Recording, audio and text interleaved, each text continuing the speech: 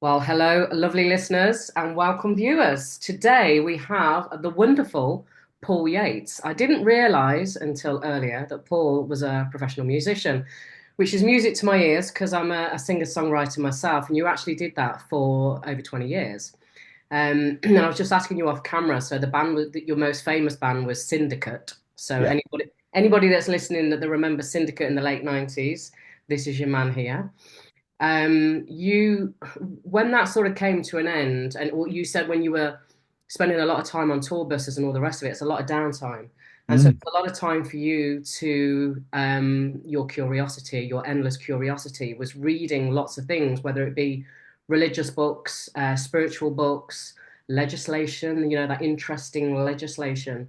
And while you were doing all of that, you've put in your information to me that you had quite a few defeats in court whilst you were learning. Um, and you've written a few books now. So I think your first book was a short book called Ditch the Debt, Rob the Bank, and Sail Off into the Sunset. That was back in 2019. Then obviously your most famous one up until your latest book was The Title is Unimportant. I think most people in the truther movement, if you want to call it that, are aware of The Title is Unimportant, which is all about the credit and debt situation and features law and legislation focusing on the banks not being able to produce valid contracts, Mm. which is very close to my heart at the moment with my own court things that are going on for me. Um, Interested to hear a bit more about that. Then you've simultaneously wrote a fictional book called Poking Crocodiles, which is genius, which is basically taking everything that you were writing in Title Isn't Important and how these three characters took that forward and actually used the process. And then your latest book, which is The Big Stick, which is all about legal and lawful remedies and charges to bring against the banks for their shitty, let's face it, behavior. All of those books are available in all formats, except Poking Crocodiles is not in audio because you are in talks at the moment for that to possibly be a movie. And so, therefore, you are actually writing the script for Mm. Poking Crocodiles as well, Mm. which is very exciting.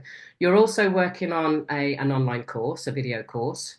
Um, you put Hush Hush Foray into the Bills of Exchange Act, so I wasn't entirely sure what that was. And another new book about how current economic and societal conditions have been made possible up to this point and how we can correct it. So, welcome, Paul. What an accolade of things that you've done in your lifetime. And you've just told me as well you've been on a boat for 2 years. So, it's amazing to have you. Thank you for being here. Thanks for inviting me. Oh, you're welcome. Um, Before I go any further, I always forget. So, people, please like, subscribe, and share, because obviously, what Paul's about to share with us is going to be invaluable information. And more recently, I've gone into the Buy Me a Coffee. So, if anybody wants to help me keep running my podcast and have amazing guests like Paul, it's Buy Me a Coffee / Mel Clark. Right, formalities over. So. Paul, I would love to know a little bit of your backstory and as a fellow muso myself, interested in any little stories you might want to share about your music world. But also, what got you into where you are now and churning out all this information and all the research, the endless research that you're doing. What were those pivotal moments that sort of got you into that? So over to you, sir. Right. That's not a tall order at all, is it? Um, okay. So, well, yeah, for about 20 years, I was in the quite a decently high level. We used to play with bands like Oasis and Milltown Brothers and Real People and etc. etc. Wow. Ocean Colour Scene, all these. We Oh, were I sort of love Ocean Colour Scene. Well, we were in the thick of it, and they used to watch us. We used to go and watch them. It was just a big community. Um, and obviously, regarding stories, I was doing it for about 20 years. So, I mean, I'm not. That could be a book in itself. I'm not even going to start with the stories, the people we've met, and all the rest of it. Yeah, it was the high life for sure. Um, Just a quick question on that. Bearing in mind what we believe we know about certain individuals that hit the superstardom level and all the rest of it, and the satanic rituals that happen and all of that. Did you ever see any of that, or you did? Oh, wow, right. Yeah, we were blocked from going any further. Um, the meeting was had. We can make this wonderful for you, as long as you play the game. And because we were headstrong Northerners, we wanted to do it how we wanted to do it, and not be told to wear flouncy shirts and silliness. So we didn't play the game, but yeah, we saw it firsthand. Okay, cool. Mm. But your integrity wouldn't let you go there, which is great. I wouldn't call it integrity. I would call it stubbornness, really. Because we'd worked so hard. We probably the hardest working band in our town. We were constantly going around Europe, just pushing the boundaries and playing wherever we could. And we'd done so much work and we worked so hard that we reasoned that, okay, well, if you're interested at this level, it's because of all the work we've done to make us interesting and get us to this level. So why do you want to pull the carpet out from under us now? Mm, Um, and that was the standpoint. If you don't like what you're claiming to like, you're not going to get the opportunity to get your hands on it and change everything because it clearly works because you're here, sort of thing. yeah. So that's kind of what ruined that. But yeah, I mean, part of that lifestyle, the worst part of that lifestyle was sitting for up to 9 hours at a time. I mean, we once did a drive from, we didn't drive, obviously, we had drivers, but we once did a journey from Munich to Paris, which is just insane. And what do you do on these long trips? I mean, this is back in the day when there's no Game Boys and mobile phones and things like that. So you watch videos if you get a tour bus with a video player on it and a TV. And if not, you're listening to music or in my case, just earplugs in, reading. And you very quickly get past all the Star Wars and David Eddings and all those kind of books. And you hunger for more. And at that point, I don't even know how I found the law books, the legislation and contract and all the rest of it. But it something pulled me in and I just devoured it all. I was so hugely interested. And at the same time, I was sort of swapping between the legislation and law and rights and things like that. And philosophy. So I read all the holy books as well, which is just, when I think about it, it's insane how I got through that. Whichever the common holy book you can name, I've probably read it. Um, and then it sort of led on to sort of Osho and all the big hitting philosophers. And then somewhere in and amongst that was all the philosophy guys, because I've always been totally fascinated by how the mind works. And one of the big aha moments was realizing that the mind isn't the be all and end all of what we are. There's actually an observer sitting behind the mind that's watching the mind think. And you make that connection, you think, hang on a minute, this there's something a lot bigger inside, if it is inside, that's that's kind of influencing the way that the show runs. And it's not the mind at all, and it's definitely not the ego. And that was kind of the biggest aha moment. So then I started down that track I mean, I went through Jung, Freud, and the big hitter for me in terms of who's unraveled the psyche the best is a guy called Robert Anton Wilson.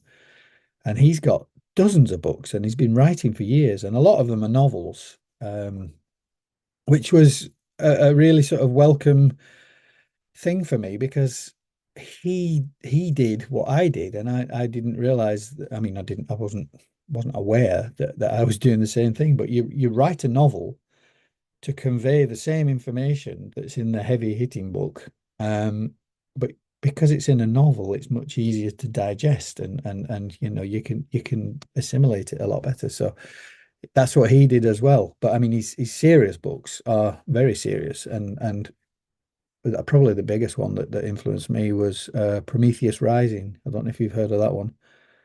I have, but don't ask me what it's about. well, it's about the self, how you go through all your circuits. We're all running on circuits, and it kind of explains. Well, firstly, you realize where you're at in terms of development through reading his work. But I mean, there's 8 circuits in total that he had identified. There may be more beyond 8, but most of the population are sitting at the third circuit, which is it's kind of the limbic mind, the base level of operation.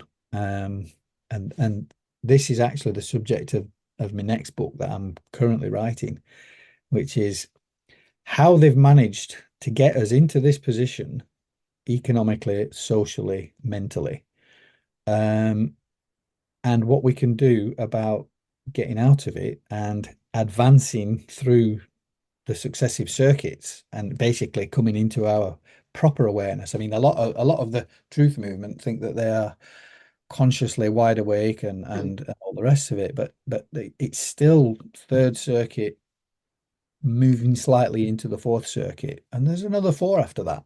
Um, and it just proves the old adage that you don't know what you don't know. Mm. When you get there, you realize that you didn't know it. So it honestly, it's mind blowing. Robert Anton Wilson, mind blowing stuff. So yeah, that's where I'm at the moment. And yeah, the tour bus thing, it just gave me an opportunity to just totally, without any guilt, read all day long. Um, and obviously I worked at night on stage.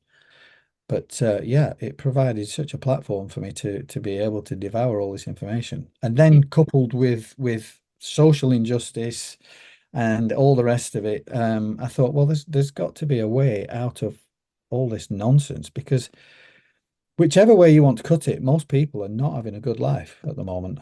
No. Um, and that's not accidental. There's very, very solid systems in place that will corral us into that kind of lifestyle. And this is where the new book is going to sort of poke holes in that system because whilst we're being corralled into that lifestyle, we don't even realize. And people are saying, well, this is unfair, this is unjust, and et cetera, et cetera. But there's no, as it stands, there's not many tools that we can grab hold of to actually stop that train and divert it to, into something that's more convenient, more applicable, more worthwhile for our lives, because our lives aren't worthwhile at the moment. Would you say, so going back to your incessant reading on the tour bus, because you had a lot of downtime and like you said, Mm, it's guilt-free, which is mm. classic, isn't it? Because we do, if we sit there for 2 hours with a book, we're like, we should be doing something else. Yeah, yeah. The Um, we should be thing is I know, so pervasive. It's crazy. horrible. I know. But you said you don't really know what drew you to the sort of law and the legislation side of things. No. Would you say before you started delving into the spiritual philosophers and all of that, would you say that you were spiritually minded prior to that and you just got this thirst for curiosity? Or would you say that opened you up when you started reading those books about Osho and other people like that? No, I'd say I'd been spiritually minded from childhood, Mm. probably about maybe 13 or 14 years old. I constantly used to ask myself, is this it? Is this it?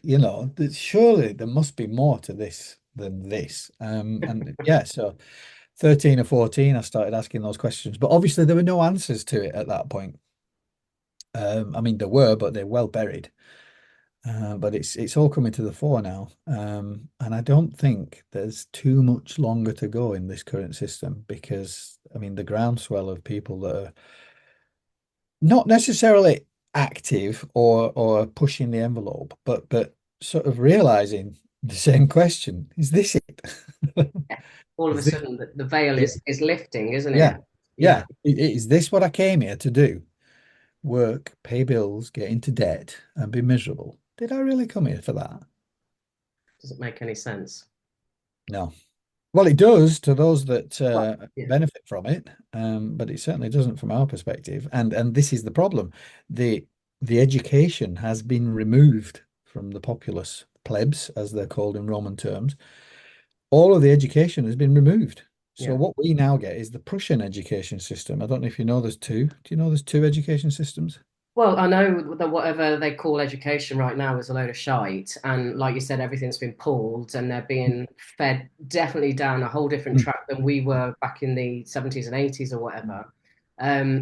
Even, I mean, my son was born in 99, and I would say the education was still okay. I mean, I probably didn't know everything that was going on, but it Mm. still seemed to be okay. But the last 10 years or so, it's just been absolutely hijacked, hasn't it? Well, yeah. I mean, the most common education system is called the Prussian education system, and that's for the plebs. Whereas your elite families, children of well-to-do, very wealthy people, politicians, all these guys, they don't get the Prussian education system. They get the classical education system. So the difference between them is that the Prussian education system teaches you what to think, whereas the classical education system teaches you how to think. Mm, And it couldn't be more different. So, I mean, you look at any politician in an interview, and it is absolutely clear they don't live in the same world that we do. And that's your Eton schoolboys and all these guys. Used to be grammar school, but there's very few grammar schools now. yeah. They've been Um, bastardized as well, haven't they? yeah, yeah. But even the Prussian education system has been severely restricted from what it used to be. So now I mean, you can tell kids leave school. They don't know how to cook, how to clean, how to communicate. Uh, they don't even know how to love each other. And this is the big problem with that system. All they know how to do is be a cog in a machine for someone else's benefit. Yeah. Um, and this new book is going to demonstrate and show the split between the education system, and it'll provide sort of stepping stones where to actually learn how to think again. But going back to the Robert Anton Wilson thing, he defines this modern um, version of humans as domesticated primates. And it sounds a bit offensive when you first read it, but once you get through the work and you know what he's talking about, it's absolutely bang on.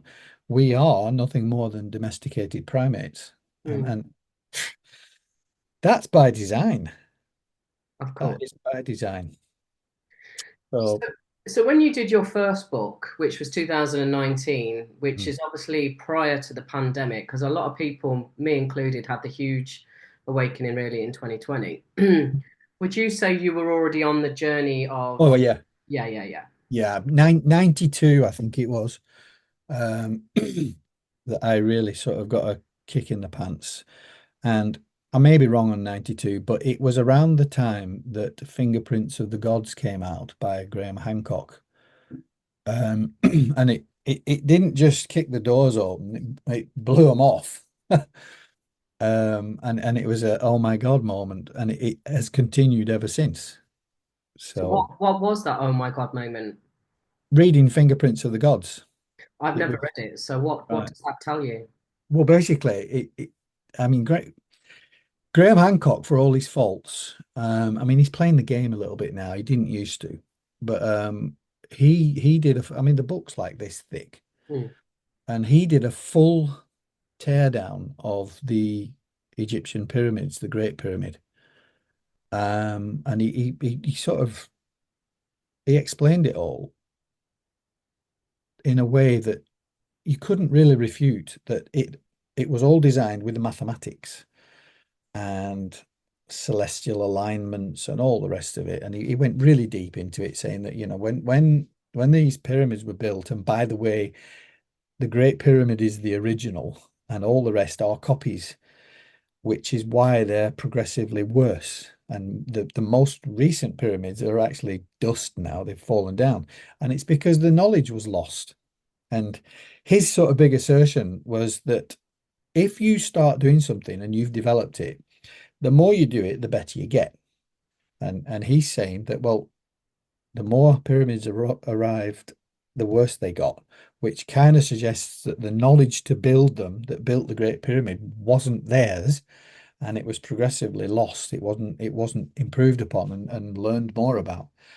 And it's just things like that. And it was just an oh my God thing. It's just you can't argue with the guy when he lays it out like that. And yeah, that was my aha moment. And it first went down that, well, it's aliens because I Yeah, was I yeah, was naive at that point. Um, and so I spent a lot of years reading sort of Zecharia Sitchin, Eric von Daniken, and all that stuff. And you get to a point, especially with the crossover into law and legislation, which taught me to forget about belief systems and just work with evidence and facts. And at that point, you look at Zecharia Sitchin and Eric von Daniken and all the other guys, and you say, yes, okay, you're claiming it was aliens. Where's the evidence? And just because humans can't build it today doesn't mean to say that there was an alien race that built it back then. It just means that there's a potential for a different race of humans that were way more intellectual than we are. So the alien thing went out the window at that point, and it stayed out because there's no evidence. I have yet to see evidence of aliens. And by evidence, I mean first-hand knowledge. yeah. It's uh, it's just a flimsy theory, and I think that's another psyop, to be honest. I think you've got religion, aliens, science, and medical, and I think they're all psyops just to take us away from what's real and natural and evidential, self-evidential even. But I'm You, pretty sure that's where we're at. you know Robert Odek? Yep. So one of my more recent podcasts, we talk about UFOs and things like that. And I don't know if you've heard the story about when he predicted a year before Mount Popo in Mexico erupted. And he's actually got a photo, although he couldn't bloody produce it for me in the end. He says his wife's tidied it away that well that nothing can be found right now. Mm, But when the UFOs appeared, he's got a photo of basically the Sphinx appearing in something or other in the volcano. So whether that's a nod to the alien thing, I have no idea. But mm, it just came up while you were talking about it, so I thought mm. I'd mention it. Yeah, there's loads of stuff like that. And going back to Robert Anton Wilson again, I mean, he's a big hitter, this guy. He says what the thinker thinks, the prover will prove. And, you've got to let that one sit for a while and just ruminate on it. What the thinker thinks, the prover will prove. Yeah, yeah, I get that. So that's pretty much what's going on, I think, with the alien stuff. Mm.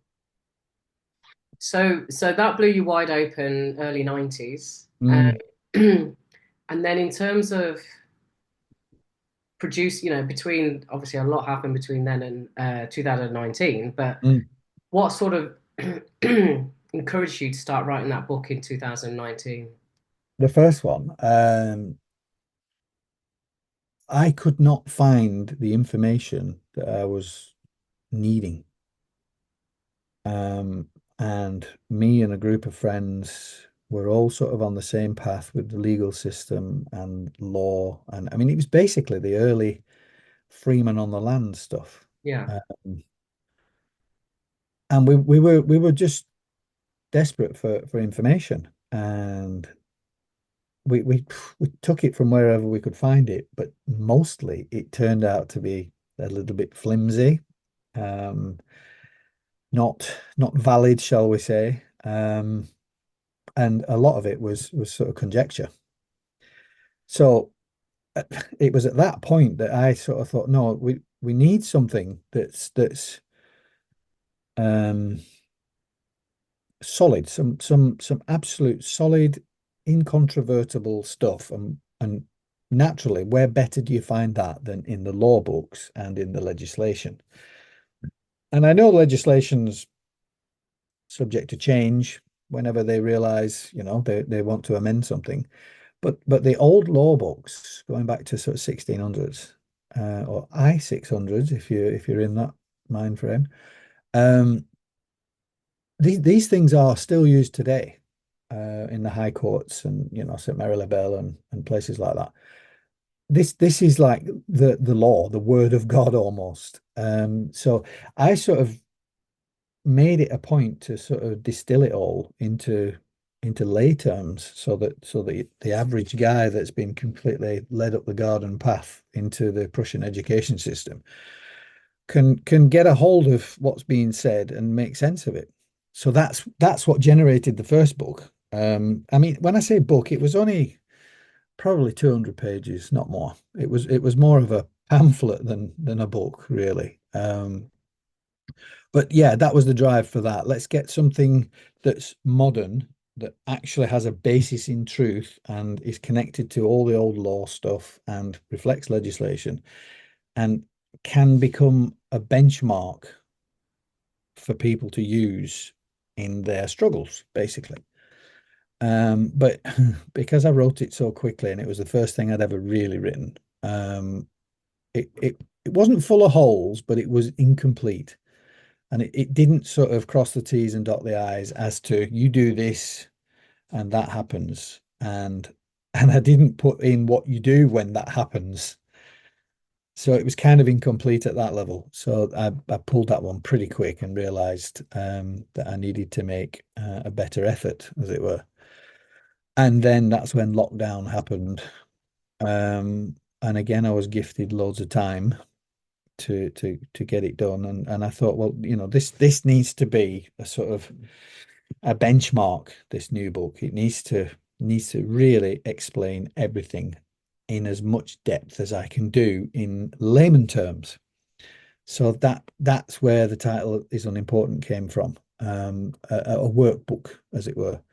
And then, obviously, as you said earlier, at the same time, I realized, well, some of this might be a bit too complex. So let's do a novel. Let's do a novel with characters and that's story driven about guys that are doing this process in the real world, even though it's a fictional novel.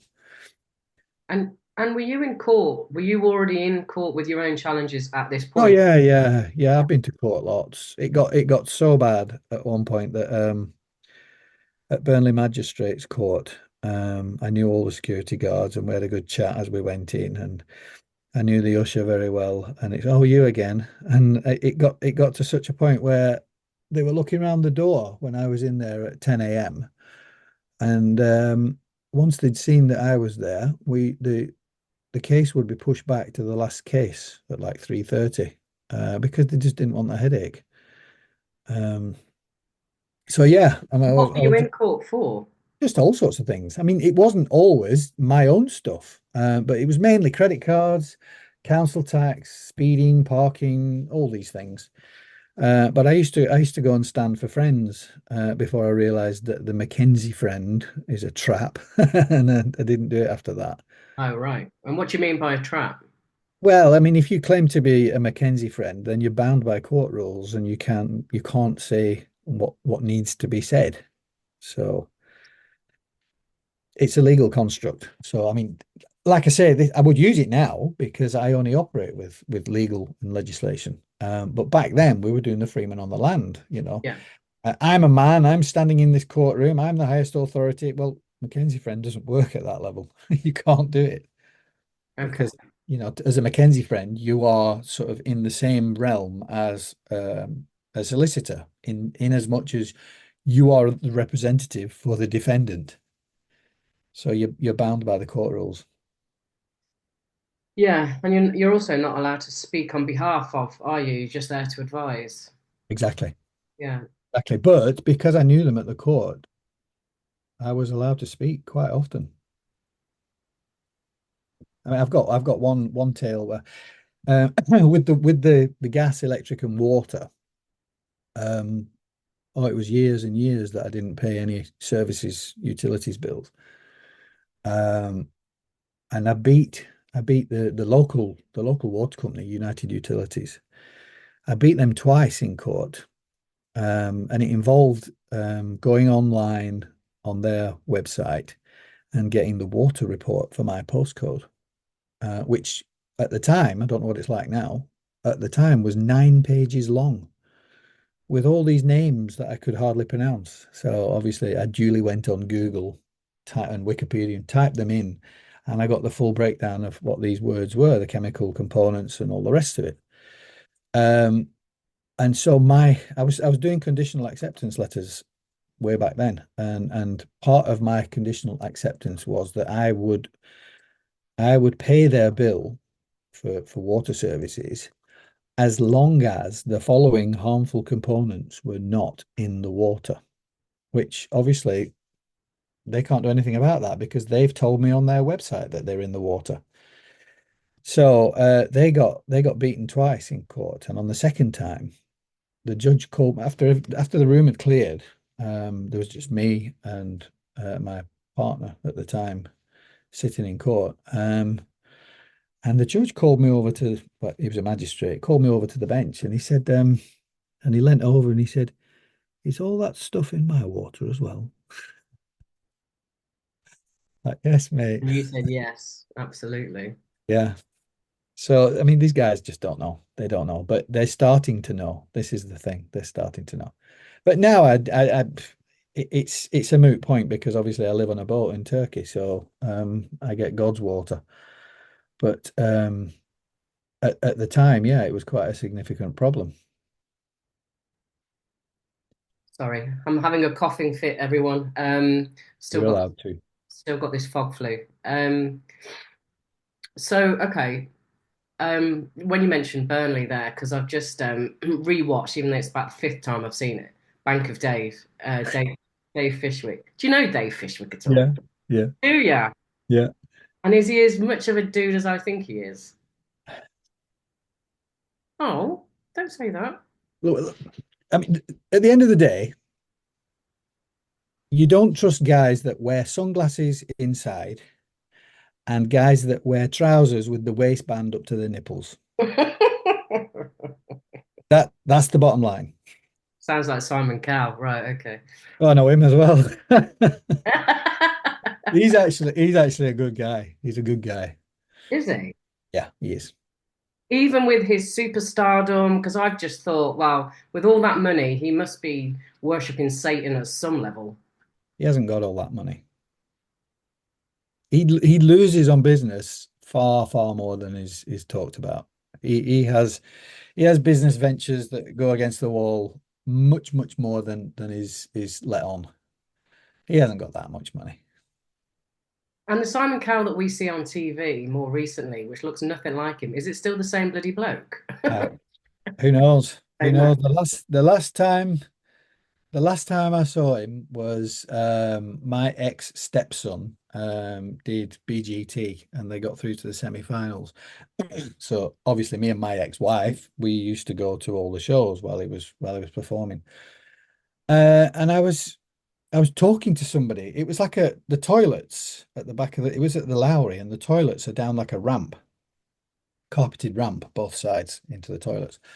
And I was talking to somebody that I knew, and I was just chatting away, and there's a big slap on my back. Get out of my way. And Simon Cowell, it's like, and he's like, "Oh, hello."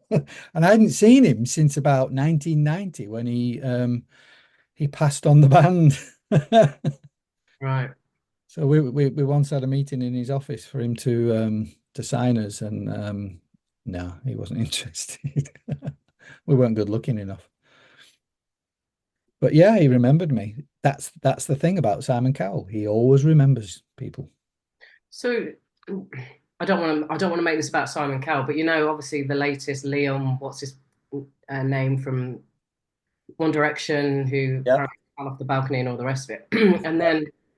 And then a lot of the old X Factor contestants were coming out, basically talking out against Simon Cowell and all these NDAs that they'd had to sign and the skullduggery that was going on Yeah. and all of Yeah. that. Well, I mean, we've been offered NDAs in the past. Common practice. Right.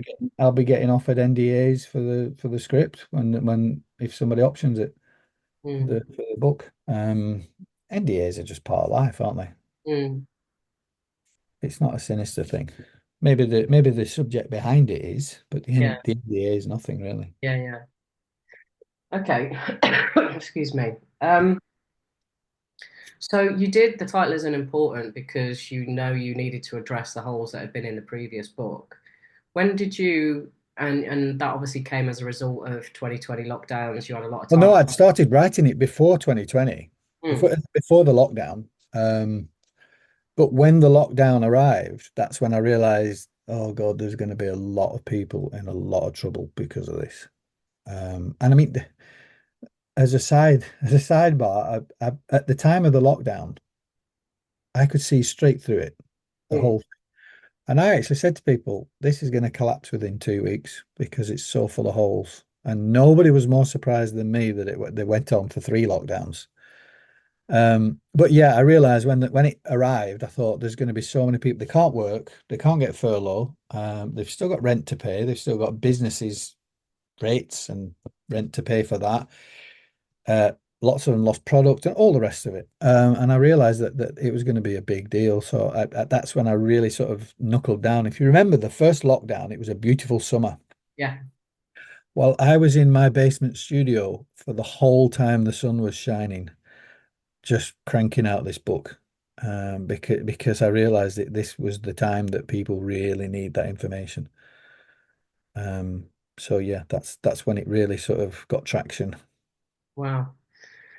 So what a shame that was the last real sun we had in this country. But you've been in Turkey by the sounds of it, enjoying some sun. So you're all We sailed from Spain, and we went through 9 countries, and it was I don't know what kind of idiot sails the Northern Mediterranean in the middle of winter. But we did get a lot of sunshine, but we also got a lot of foul weather as well. But yeah, it was an adventure. But yeah, I mean, I've given up trying to wait for sun in England, and I will chase it now whenever I want to chase it, whenever I need it. Because I'm one of those. I've even got a sad lamp here. I need sunshine. Mm, I need it, and I'm not good without it. So I just chase it now. Next week I'm off to Cambodia for a month, um, and it's nice there. Sunshine, good temperature, good food. I'll get a lot of work done. very nice. So in terms of the success of the title is unimportant and your own challenges and the court and everything else, what did that look like over the last few years from when you published that book to, I mean, are you still in the courts now or are you're not in the courts anymore? Yeah, But like I haven't read all of the Big Stick, I've been reading some of it. Um, and I know in the title is an important that you reference obviously the fact that the banks can't produce the original contract, and obviously all the fraud that happens around mortgages, which is very close to my heart as well at the moment. yeah, So, have you had any personal successes in light of the information that you've published for yourself or for other people about them not producing this bloody original contract? yeah. Loads, Have you? loads. Yeah. The whole basis of the book is based on my successes and pushing and pulling at getting a system together over about 20 years. I've had loads of successes. I've been around that loop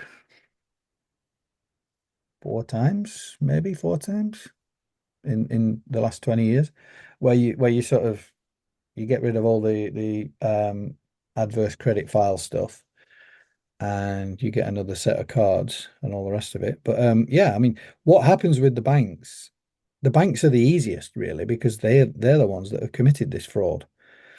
So when they fail to produce the contract, um, there's no way they want that laundry washing in a public gallery, i.e., in the courts. Yeah. So, because if they can't buy the judge, then there's a good chance that the judge will ask to see their verified accounting, their off-ledger books, and all the rest of it. They're not about to risk that. So what they tend to do is they move it off ledger, collect the insurance payout, and then sell it to a debt collector. Let the debt collector take the heat in court. But yeah, the banks are the easiest. So once they've done their bit, I mean, I only realized probably a year ago now, um, all the bank's interested in is getting our check. That's what it's all about. It's not a contract at all. There's no contract. It's just us giving them a check to generate the funds. And that's why they can't produce it because it's been monetized and sent down the markets. So the 4 times you've been round this and had success, is that in getting a mortgage settled, Not as in mortgage, not mortgage. a No, mortgage? this is credit cards. Are we talking about mortgages? Sorry, yeah, mortgage, yeah. Right, mortgages. I don't do mortgages because it's not yet ready to crack. The When there's tangible assets in place, the bank will fight hard and dirty, and they will pay whoever needs to be paid to get the job done.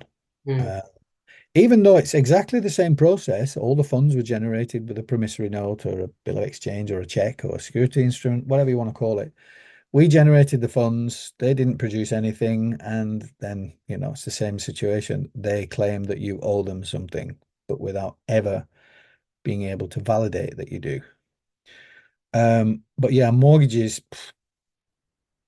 dicey stuff. I've got a friend over in Accrington, and I think he's done four now. And he said he's not going to do it ever again because he's aged about 20 years. mm, It's high stress, and more often than not, people will lose their homes because the setup is so corrupt at that level that they can't afford it to have any holes poked in it at this stage. It will come, but it's not ready yet, I don't think. That's just my opinion. I don't think it's ready to come down yet. yeah. I mean, credit cards, loans, finance, they're small fry, aren't they, compared to mortgages? I mean, okay, you can have credit cards £20,000 these days and more, but it's still there's no tangible asset for the bank to claim. So yeah, they let it go, and it's all insured.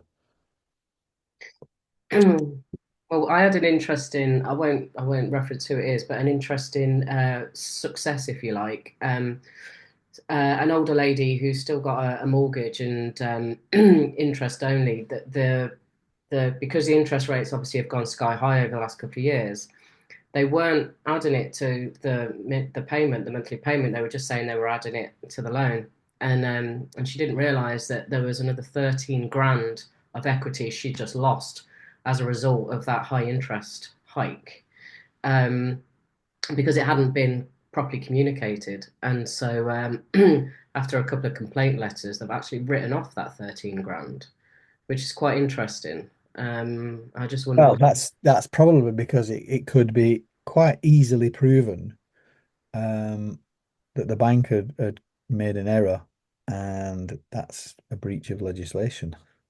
Hmm, yeah. And I mean, this is where we're at with the big stick. There is so much that that the banks have breached in terms of legislation. Um, they're not going to withstand all the claims that are going to be going in on the back of this new book. They can't defend themselves against it because they've sent the letters, they've said what they've said, and they've done what they've done. You can't defend that. That happened. And they're all breaches of legislation. And I think there's about 17 that are in the book that are listed. And pretty much all of them are indefensible. So, what could somebody, if somebody wants to go and get your book today, The Big Stick, what can Well, they? if it's a first time thing, I'd start with the title is unimportant. Yeah. And if you're completely green and you want easing into it, you're better off starting with Poking Crocodiles. Um, that sort of lays it all out in an easy to digest form. But the title is unimportant is a workbook. That's the one to start with. The Big Stick is I wrote that later with I didn't intend to write anymore, but a lot of people said, well, okay, we're in the clear, we're done, and the credit rating is completely shot. Now what do we do? So that's where that book needed to be written. And that's all about remedy, restitution, and what's provided in law and legislation to get you back to the position where you should have been before this bank did what they did to you. So yeah, start with the title is unimportant, and the best place to get it is Amazon. Yeah, All of obviously them. They're all on Amazon. you can get it in all formats. Yeah, um, okay, so the title is unimportant will educate a relative newbie into being able to get these credit cards or loans or whatever yeah, written off. yeah, yeah. Written off's not the right word. You can't write off that which does not exist. Yeah. Um, it's just a case of backing them into a corner where you've already agreed to pay them and they cannot produce what you require in order to pay them. And the sort of the buck stops with them at that point. You've offered to pay, the offer's there, but they've failed to produce what you need. So who's stopping the payment at that point? So this is before court, obviously. This is when you're It's all designed, yeah, it's all designed to avoid court. But I mean, you always get the odd idiot solicitors and debt collectors that think they've got a case. But what that does is that demonstrates their lack of knowledge about what's going on with this system.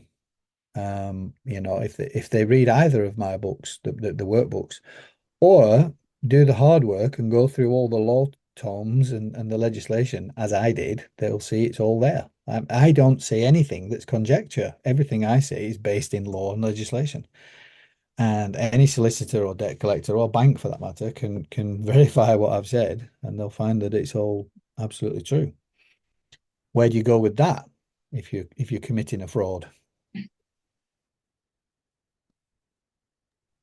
well, yeah. What we've seen is that the debt collectors, especially the debt collectors, once it's been pointed out, they double down on it. They double down and go even harder. We've seen it a few times, and it's, you know, you have egg on your face if you pursue this one. But then they're also using the CNBC. Have you heard of that one? No. Civil National Business Centre. Oh, okay. And it's just a psychology job that it is part of the Ministry of Justice, but it's like a satellite, and they don't follow due process. They just send a claim out to the defendant, and if you get scared, which is what they hope at that point, and don't say that you intend to defend the claim, then they just rubber stamp the judgment. Um, it's not a court at that point because there's no due process being followed. So that's what they're doing these days. But I mean, even that you can counterclaim against that because it's just not proper. Everybody's entitled to their day in court, and I heartily recommend it because it's some of the best education I've ever had being in court. What's your viewpoint on the whole? Because there's that whole you shouldn't ever go to court versus you should represent yourself because by being in the court you're in their jurisdiction Yeah. and it's designed for you not to win anyway. Well, that's the thing. If you're doing it from a freeman on the land perspective, and I'm a man and I answer only to God and all the rest of it, then yeah, you've no business in a courtroom because it's run by men who are not the authority. But I mean, I've done my days at playing with that one, and I've had more traction and more results by working within the legislation. And you don't need to stand there and say I'm a man, and therefore, I'm on the land and you're in the water and all that stuff. You don't need to do that. All you need to do is go through the case and through what the claimant has said, and you will always find holes in their case. Always. Because they're not thorough enough, because they don't understand it enough. So you're perfectly fine to use the legislation, stand in court as a person and work the system as it was intended to be worked because these guys have not done it properly. In 9.9 times out of 10, they don't do the game properly. And what about the whole, I'm here on special appearance representing the birth That certificate? again that's Freeman on the land stuff. That's You wouldn't sorry. advise that either. Well, it depends what you want to do. Like I say, if you want to hit them with the legislation, which is what they need hitting with, because it's the only thing that works these days, then stand there as a person. Stand there as a person and wield the legislation as it was intended. Mm, If you want to have sloping shoulders and not be liable for anything, then yeah, go. Don't even go there. You're a man, but you will find quickly that there's a bench warrant out for you because that's the only system they can play. yeah. Okay. Um, so in terms of what you're currently working on, obviously it's very exciting about the potential movie. Do you know when that's gonna Oh, no, come to no, fruition if it does? no. The guys still on the two guys, the two investors that are interested are still on Christmas break. They're in America. So I can't even begin to say, but I'm not worried because I've got a 170 page script to write Yeah. before anything can happen. Um, so yeah, and plus I'm partway through a new book, which is as I said earlier, it's going to sort of point the way for people to think straight again because we're not thinking straight. That's self-evident by the countless impositions that the government keep rolling out every week. It just proves that people are no longer thinking straight. And the new book's called Why Are We So Stupid? Mhm. Yeah. Okay. And what's the hush hush foray into the Bills of Exchange Act? Ah, right, yes. Um, I'm looking into one of my debt ninjas on the Facebook group. Um, he's doing some outstanding work with the bills of exchange, and he's in the highest courts in the land. He's got he's got a barrister on a short leash, and he is going to kick the government's ass in the next few weeks Like the sound of that. with the Bills of Exchange Act. And he said, "Come on, Paul, get involved, get into it. I'll tell you everything. Come to court." And I'm not in the country most of the time. I'm only here because I've been for Christmas with my girls. But I've said, look, I'm following it. Keep me updated. And It's not called Wayne, is he? no, he's not. No. No. He's quite low key and he's very studious. And he's not a million miles away from where I am right now, actually. But he's in the thick of it right now, and he cannot see a way that he can lose because everything that he's doing, his entire case, is built around the Bills of Exchange Act. And when you've got people like Lord Denning um, from 300 years ago, who is still the main man Yeah. 300 years ago, Yeah. still the main man, when you've got him fully supporting and backing the Bills of Exchange Act, you know it's a good thing. So all we're doing at the moment is we're waiting on that. And what I think it's going to present is the ultimate get out of jail free card. But I've got to go through all the legislation and that takes time. But I think once we start pulling some sort of a system together based on what the Bills of Exchange Act says, I think it's going to produce the ultimate get out of jail free card for everybody. But That that's after this book's been written. that sounds very exciting. And I'm assuming it's to do with the promissory notes. No, bills of exchange. Okay.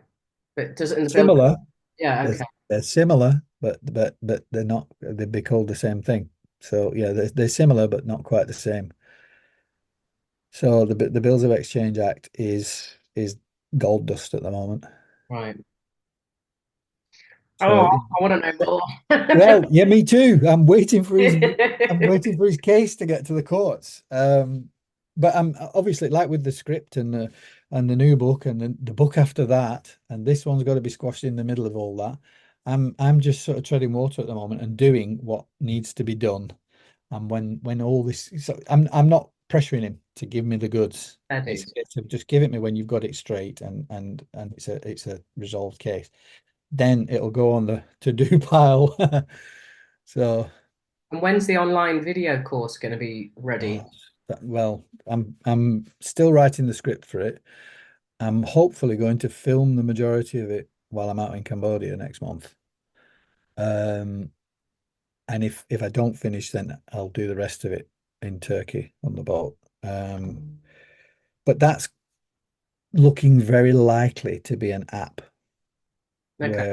where I've got a genius friend still lives in Burnley, and he codes apps, and he thinks he might be able to do a good job of it. So that's where that's probably going to appear. But as in terms of when it's going to be finished, I mean, in and amongst all of this work, I'm still doing consultations and helping people through their debt crises, and so it's bonkers, it's bonkers, but I wouldn't have it any other way. Yeah, It's honestly, it's the most rewarding, fulfilling profession I've ever been in. really. Yeah, yeah. When you get, I mean, if you look at the feedback, the reviews on the book, on the titles on important on Amazon, it's so heartwarming to see that it's I mean, the thing that started me off with all this in the first place was seeing a video on Facebook 5 or 6 years ago, which was the last video of a man that topped himself because of debt crisis. And that was the clincher for me. It's just no more. This can't happen anymore. And when you start seeing all the comments of people, you this book saved my bacon and blah blah blah. I can breathe again and all that. It's brilliant. Most rewarding profession ever. Yeah. Doesn't make any money, but No. you know, but it's just a great thing to do, Yeah. be able to help people like that. Yeah, absolutely. So where can people where's the best place for people to find you if they want to reach out, if they want to do some consultative work with you, or if they just want to, if you've got a website with everything on there? Yeah. Yeah. Debt-ninjas.com. That's the sort of the main portal. It has a forum for members, and I mean it's just full of information basically. And then I would say the real hub of the activity is the private Facebook group, Facebook group. which is just Debt Ninjas. And there's two. There's a public page, which has got the Debt Ninjas logo, and then there's the private group, which has got the scales of justice with a banker up in the air and a debt ninja holding it down. So that's the one. But you've got to answer the questions, because we don't want any bots in there or any shields or any of 77th Brigade. We've had a few. So if you don't answer the questions, it's an automatic rejection. So, but that's the place. And it's getting on for 4,000 people now. And loads of people are contributing to it and helping people. I mean, the guys that are on the site have said many times, this is the best Facebook group I've ever been in. There's no idiots, there's no shills, there's no nonsense. It's just straight down the line, exactly what you need. And that's credit to everybody that's in there. That's not my doing. We're getting real people that are wanting to help other real people. So yeah, that's an absolute hive of activity on there. And there's a files section with hundreds of supporting documents, ebooks, and just generally all the information that you could possibly ever want for your particular situation. And if it's not there, you type in your query on the chat on a thread, and you'll have 20 people jump in that advise you. I mean, I don't even need to do it now. There's so many people that are up to speed, and they just jump in and advise. It's great. Amazing. And then there's a YouTube channel. That's Debt Ninjas again. Yeah. Yeah, that's about it. But Have you decided to grace TikTok with your presence? no, No. Okay. I, I, I, I don't think there's much future in TikTok the way things are going. Well, Uh, apparently it's going to be banned in a couple of days in America, but who knows? yeah, yeah. I mean, I've done some little bits of sort of teaser videos that I've posted there, but I don't really put any stock in TikTok or Instagram. No. In fact, I haven't really advertised any of what I'm doing. This has all been built on word of mouth. Mm. Um, which is obviously the best form of marketing anyway, because people have got their own testimony then, haven't they? Yeah, exactly. So it's a slow burner. I'm never going to be a millionaire from it, but there's lots and lots of people that are getting resolutions to their problems. Okay, cool. Well, I always like to finish off these conversations with anything, any final thoughts, anything you feel called to share before we wrap up today, Paul. Put me on the spot again, haven't Sorry. you? Um, yeah, yes. It's somebody told me years ago, a guy called Terry told me years ago, the most important thing in this world is to know thyself. Biblical. Yeah. Yeah, and the sad reality is most people have no idea. Yeah. Wise words indeed. Thank you, Terry, whoever Terry is. Yeah. Yeah. Wise ex-policeman. Very, very clever man. Oh, okay. Very clever man. Well, thank you, and thank you so much for being here today, giving your time and sharing your wisdom, and all of the books that you've written and everything you've got up your sleeve right now is obviously testament to the years of research and reading and the incessant curiosity and want. I'm a nosy git, basically. Yeah, but That's what I am. also you want to help people. Like you said, it's the Yeah. most rewarding. I mean, Yeah. you've been a professional musician, and probably done massive gigs and had like Yeah. all that adoration. But Yeah. you're saying this is the most rewarding thing that you've done. Absolutely. Yeah. I mean, the former stuff was just egocentric. And it's nice. Don't get me wrong. It's nice standing on a stage in front of 3,000 people, getting told, seeing everybody singing your words. Yeah, It's great. But it doesn't compare to what's going on with this. no, no, this is bigger than all of us, isn't it? Yeah. So Yeah. Yeah. exactly. Well, thank you again, Paul. It's been an absolute pleasure to meet you. No problem. Thank you. And the same. Very welcome.